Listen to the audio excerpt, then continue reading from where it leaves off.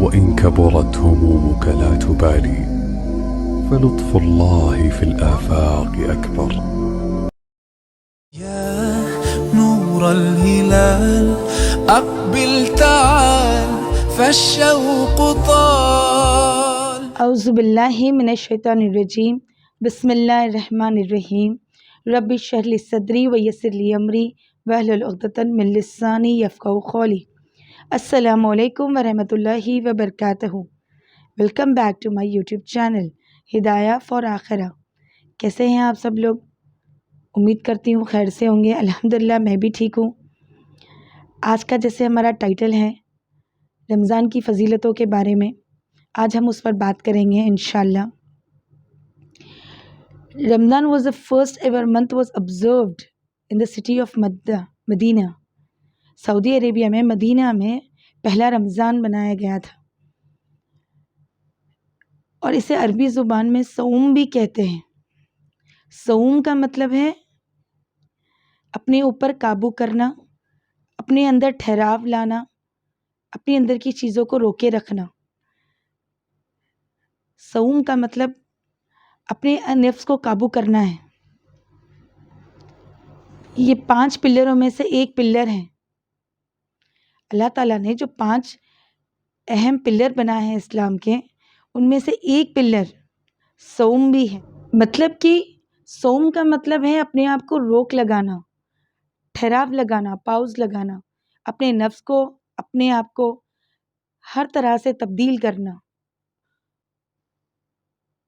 روزے کا ہمارا اہم مقصد ہی یہی ہے، اپنے نفس کو قابو کرنا، تقوی اختیار کرنا.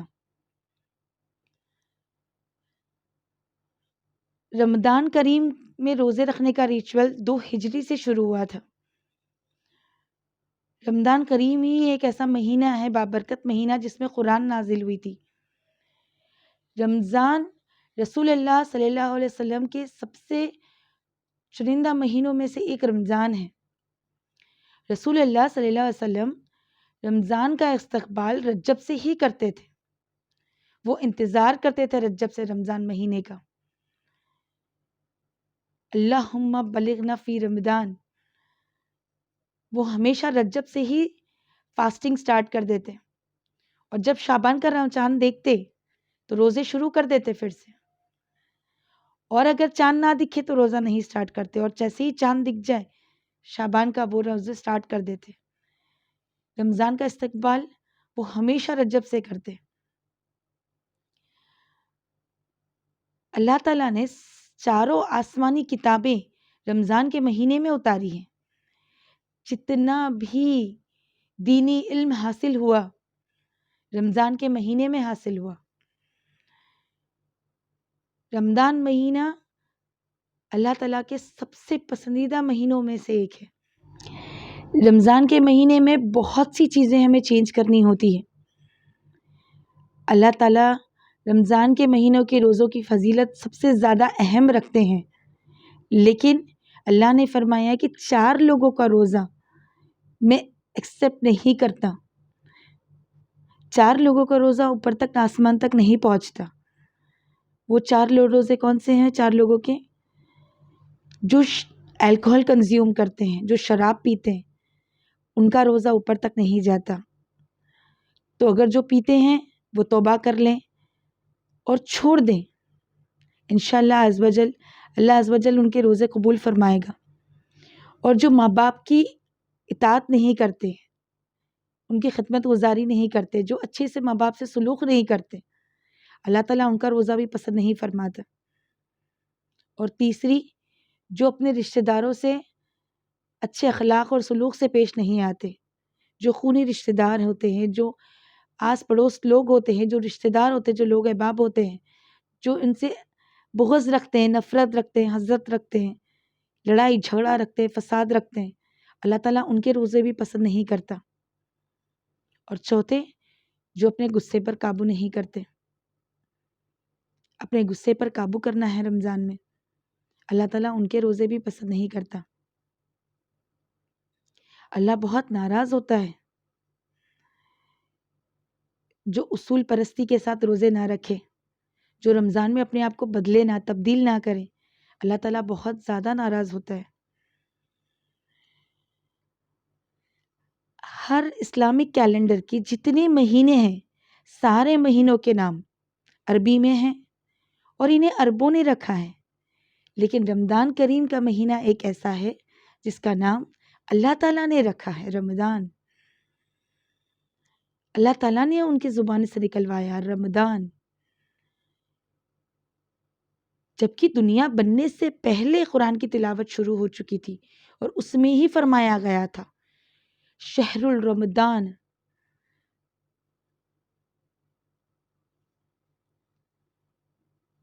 تو یہ رمضان مہینے کا نام اللہ تعالیٰ نے رکھا ہے، عربوں کی زبان سے نکلوایا انہوں نے، کیونکہ جب دنیا نہیں بنی تھی تب سے قرآن کی تلاوت چل رہی ہے، اور قرآن میں ہی سورہ بقرہ میں فرمایا گیا ہے شہر رمضان الذی انزل فیہ القرآن۔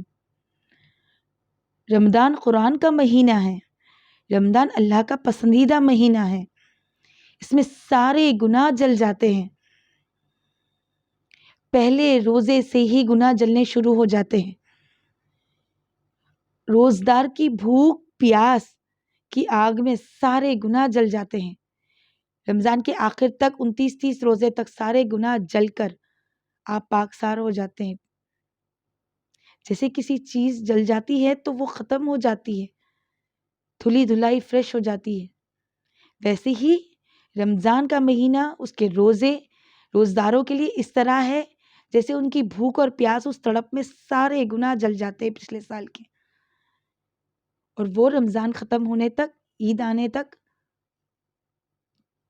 دھلے دھلائے صاف ہو جاتے ہیں گناہوں سے۔ اسی لیے ہمیں بعد میں بدلنا نہیں ہے،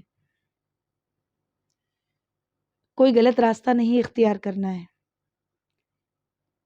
جو گناہ کیے ہوئے ہیں ان کی توبہ استغفار کرنی ہے،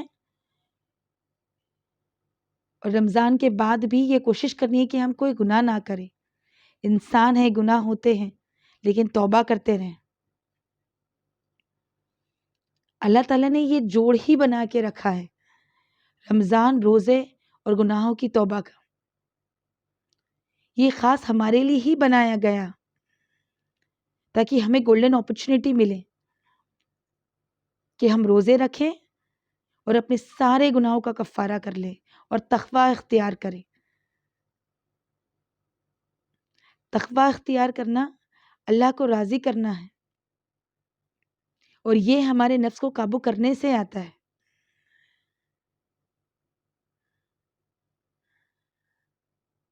ہمیں میک شور کرنا ہے کہ ہم رمضان کی ساری فضیلتیں اپنائیں، اس کا وقت ضائع نہ جانے دیں۔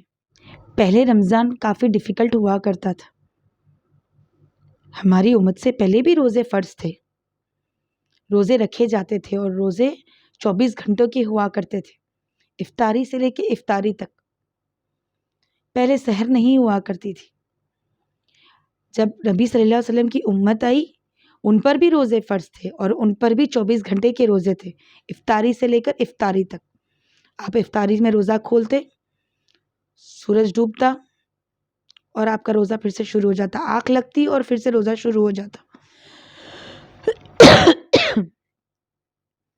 افطاری سے روزہ شروع ہو کر افطاری تک چلتا تھا، بہت مشقت والا روزہ تھا، پہلے بہت تکلیفوں والا تھا۔